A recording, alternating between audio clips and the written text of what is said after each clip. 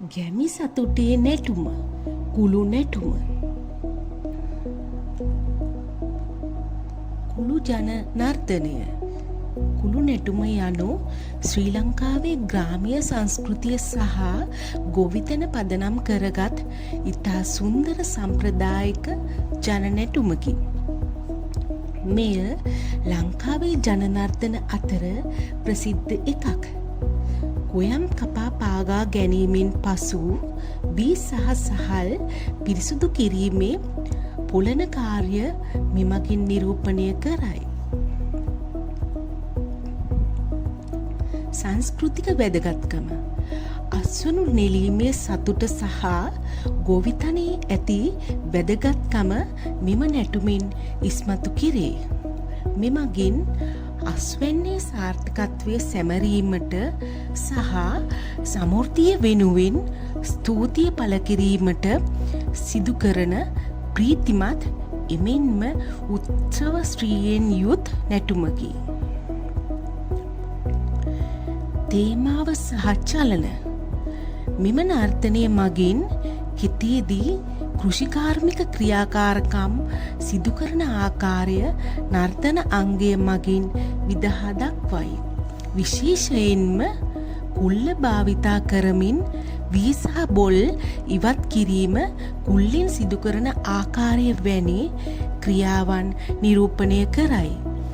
එය අස්වනු නෙලීම සුද්ධ කිරීම සහ වී වෙන් කිරීම වැනි චලනයන්ගෙන් යුක්ත වේ. ප්‍රධාන උපාංගය වී පුලන්න ගන්නා කුල්ල විනුවින් බාස්කට් මෙහිදී ප්‍රධාන උපාංගය ලෙස යොදා ගනී. කුල්ල යනු ගොවිතැනේ භාවිතා කරන වට්ටියකි. නර්තනයේදී කුළු යොදා ගැනීම ගොවිතැනේ සංකේතයක් ලෙස පෙනේ. ගෘහස්ත ජීවිතය හා ගොවිතැනේ සම්බන්ධතාවය නිරූපණය කරයි. සංගීතය නැටුම සඳහා සංගීතය විශේෂ වැදගත් භූමිකාවක් ගනී.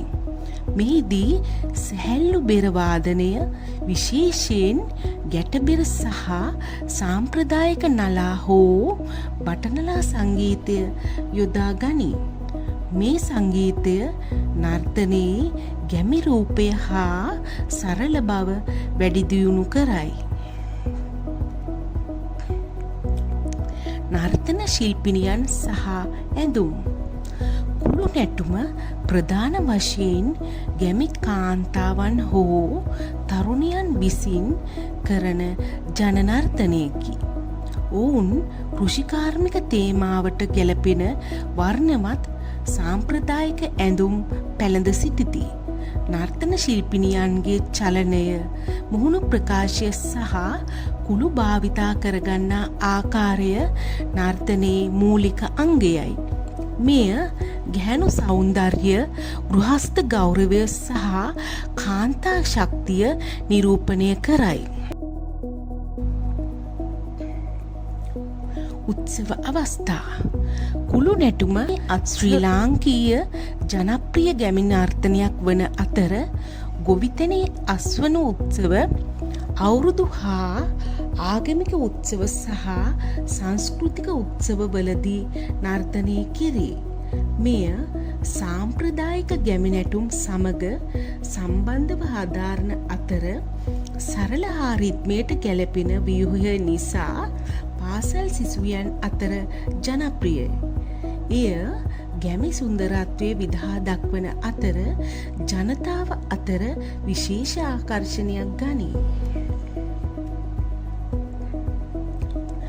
සම්ප්‍රදායික වටිනාකමක් මෙම සියලු අංග එකට ගැලපීමෙන් කුළු නැටුම ගැමි ජීවිතයේ සංකේතමය ලක්ෂණයක් ලෙස සම්පූර්ණ වේ. ගොවිතැනේ සම්බන්ධතාවය ගෘහස්ත ජීවිතය සහ කාන්තා ශක්තිය නිරූපණය කරන මෙම නර්තනය ශ්‍රී ලාංකීය ජනනර්තන උරුමේ විශේෂ අංගයක් ලෙස සම්ප්‍රදායික වටිනාකමක් ගනී. කුළු කවි මැදුම් තනිතිතට අනුව අපි දැන් කුළු කවි ගායනා කරමු. ඈත සිටන් එන්නේ සිල්ලි සිල්ලියේ මෑත සිටන් එන්නේ සිල්ලි සිල්ලියේ අතේ පයේ ගිගිරිද සිල්ලි සිල්ලියේ කුළු සරඹිට එනවද රත්නවල්ලී ළමාලියෝ ගවසාමල් වරල පිට දමා කරට මුතු පුට අත වලලුවට පිමා වඩන ලෙස සරසා ඔසරි පොට පමා නොව රඟත් කුළුගින සබී පිට බන්දවාන කුළු යතුරු තනාලා ඇන්දවාන අලෝ යන්තරි ඇඳලා කැන්දවාන දෙදේ නිකුට කියාලා කන්ද බැඳින බෙත පැපත් කරලා